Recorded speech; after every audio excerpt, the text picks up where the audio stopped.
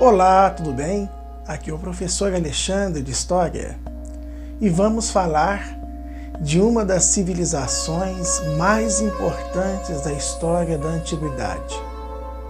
Na verdade, duas civilizações irmãs, porque ambas contribuíram para o seu próprio desenvolvimento.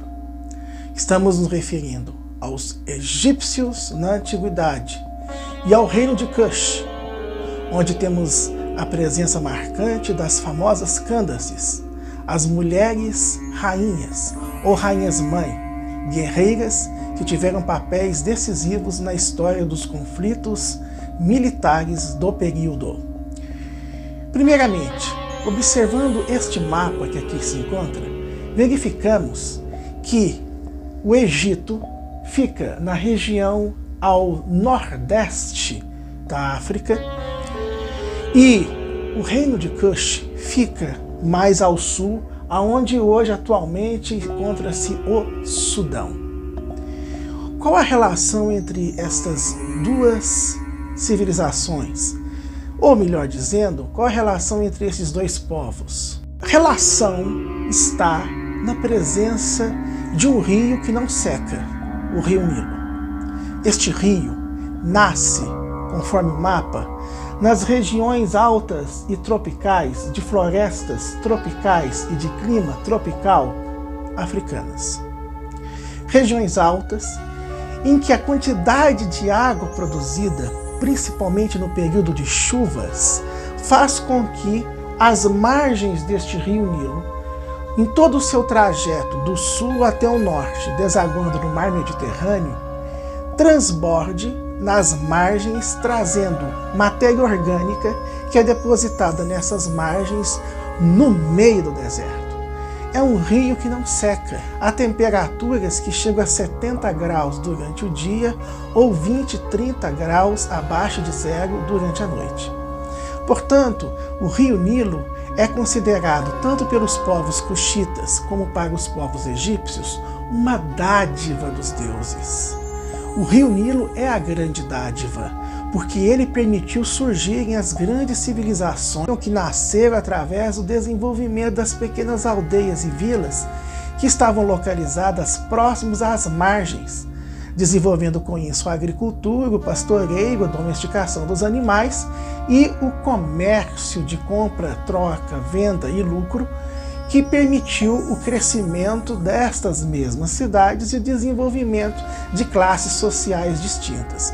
É bom lembrar que nós já estudamos isso em videoaulas passadas, quando falamos da Revolução Neolítica e da transição do período Paleolítico para o período Neolítico. O Egito é uma sociedade monárquica, teocraticamente monárquica.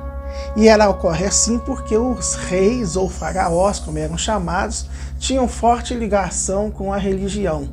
Na verdade, o poder político e o poder religioso andavam juntos. A mesma coisa ocorria nos cuxistas. O reino de Kush, é uma parte da África onde a presença do negro africano é muito mais intensa do que no Egito.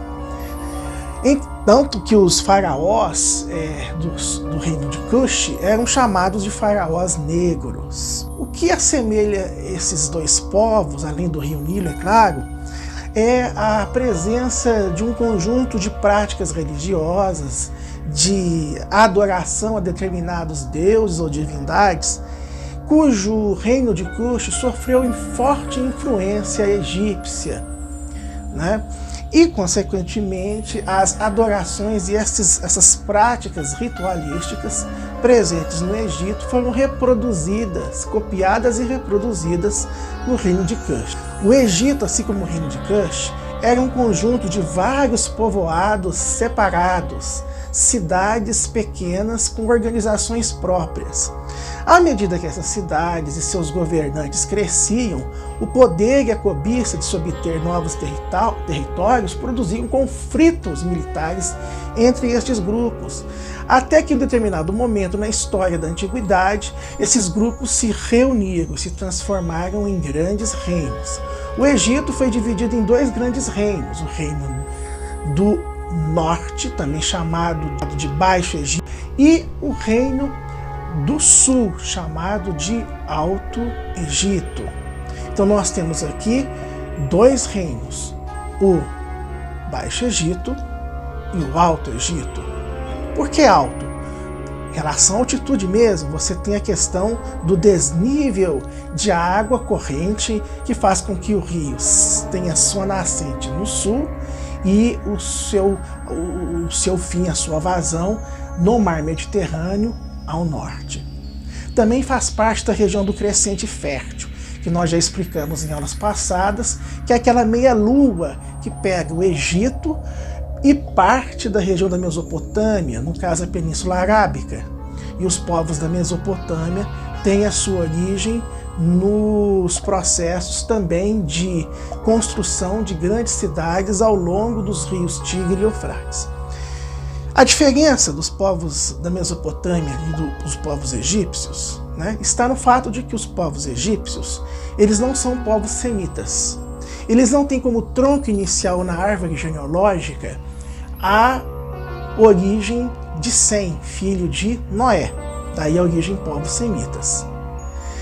Os egípcios têm como origem as tradições e têm como origem o contato de povos que vinham do mar Mediterrâneo e do sudeste e noroeste da África, também em contato com alguns povos da Mesopotâmia. Pois bem, em geral é isso que nós temos para falar do Egito. Leiam o texto que encontra-se na atividade, que está em PDF, com mais informações e ilustrações. E desde já agradeço a atenção de cada um de vocês. Um grande abraço do professor Alexandre e nos vemos na próxima aula. Até mais!